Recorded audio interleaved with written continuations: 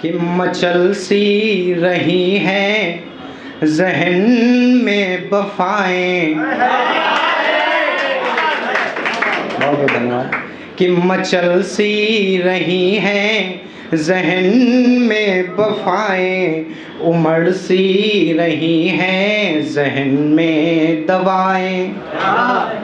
और यहाँ से वहाँ तक नवाबी अदाएं, और इजाज़त अगर हो तो हम भी सुनाएं।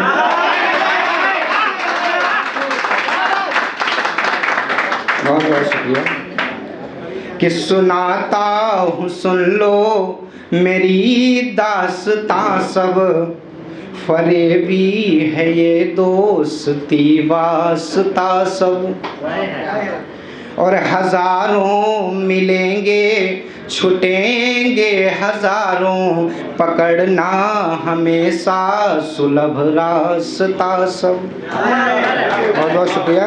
कि हमारी गज़ल को सुनो भी तो यारों, चुभे हैं इशारों में भाले भी यारों। बहुत बहुत शुक्रिया। कि रुलाना तो फितरत में है यार उसकी। कि सुनिएगा कि हमारी गज़ल को सुनो भी तो यारों, चुभे हैं इशारों में भाले भी यारों। और रुलाना तो फितरत में है यार उसकी, रुलाना तो फितरत में है यार उसकी, बताता सगा मुझको अपना था यारों। बहुत बहुत शुक्रिया। और आजकल हम देखते हैं लगभग हमारी युवा पीढ़ी जो कलम पकड़ रही है, और कलम किस तरीके से पकड़ती है, क्या लिखती है, इस पर हम सबसे ज़्यादा गौर करते हैं। उस पर मैंने अभी जल्द में एक कविता लिखी है, सुनिएगा। कि जो व्यंग अधूरे रहकर भी मन को हर्षित कर देते हों। कि जो व्यंग अधूरे रहकर भी मन को हर्षित कर देते हों, और जो राग सुरीले ना होकर तन को पूरित कर देते हों। जो इच्छाओं को हृदय में रखकर ईश्वर से लड़ जाते हों, और जो देह को चंचलता देकर के निज मन को हर्षाते हों। जो सत्यमेव जयते के शब्दों को नतमस्तक करते हों। जो सत्यमेव जयते के शब्दों को नतमस्तक करते हों। जो देशभक्त के खातिर कविताएं और मुक्तक करते हों। जो राजाओं नेताओं को सद्मार्ग दिखाया करते हों। जो राज्यसभा में बैठे बैठे ज्ञान सिखाया करते हों। जो आमतौर बहुत बहुत शुक्रिया। जो आम तौर की बातें करके लोगों को पढ़ लेते हों। जो शब्द पिरोकर पन्नों में और राम राम जप लेते हों।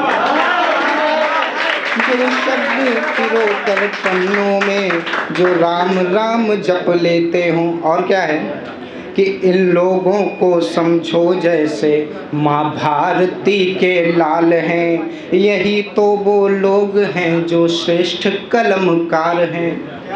बहुत बहुत धन्यवाद।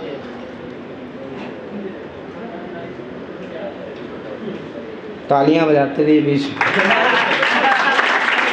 क्योंकि एक कुंवर बेचैन जी का एक शेर है कि पूरी धरा भी साथ दे तो और बात है। पूरी धरा भी साथ दे तो और बात है, पर तू जरा सा भी साथ दे तो और बात है। कि चलने को एक पाँव से भी चल सकते हैं लोग, पर दूसरा भी साथ दे तो अलग बात। बहुत बहुत धन्यवाद।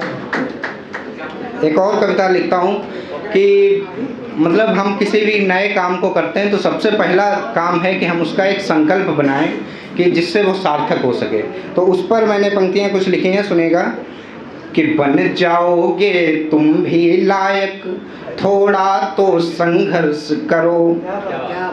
कि बन जाओगे तुम भी लायक, थोड़ा तो संघर्ष करो। खुद में खुद जल जल के, खुद में खुद जल जल करके खुद को तुम प्रतिकर्ष करो। प्रतिकर्ष मतलब स्थिर करो। और सीखो सबक हजारों, लेकिन उन शब्दों पर गौर करो। चुभे लोग जो अंतर मन में, उन लोगों पर दौर करो। एक बनाओ मंजिल अपनी, उस पर चर्चा अल्प करो। देखेंगे सब मंत्र मुग्ध हो, पहले तुम संकल्प करो।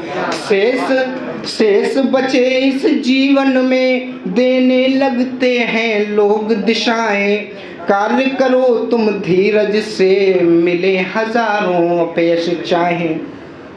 मंजर होंगे दर्शनीय वो, जिन पर चलकर डोलेगा। दुश्मन होगा अनजाना, पर बच्चा बच्चा बोलेगा। मंजिल है कदमों में तेरे, पहले चुन ले श्रेष्ठ विकल्प। मत कर ले पहले तू ऐसे, जिससे पूरा हो संकल्प। बहुत बहुत शुक्रिया। बस करो और सुना दो। चलिए ठीक है, एक छोटा सा रखता हूँ आपके बीच। कल्पना कीजिए जब एक वृद्ध व्यक्ति बैठा हुआ है, लगभग आज से 100 साल पुराना। एक इधर बैठा हुआ है, एक आज का वृद्ध व्यक्ति बैठा हुआ है, ठीक है। तो वो दो वृद्ध व्यक्ति हैं, उनको आप दोस्त भी मान सकते हैं। तो वो आपस में बातें कर रहे हैं। तो नया वाला जो इस समय का वृद्ध व्यक्ति है, वो दूसरे वाले से कहता है, क्या कहता है सुनिएगा, कि जैसे ही दर्द से भरे व्यक्ति में रवानी आ गई, जैसे ही दर्द से भरे व्यक्ति में रवानी आ गई, मुझे अपनी भी पुरानी याद कहानी आ गई।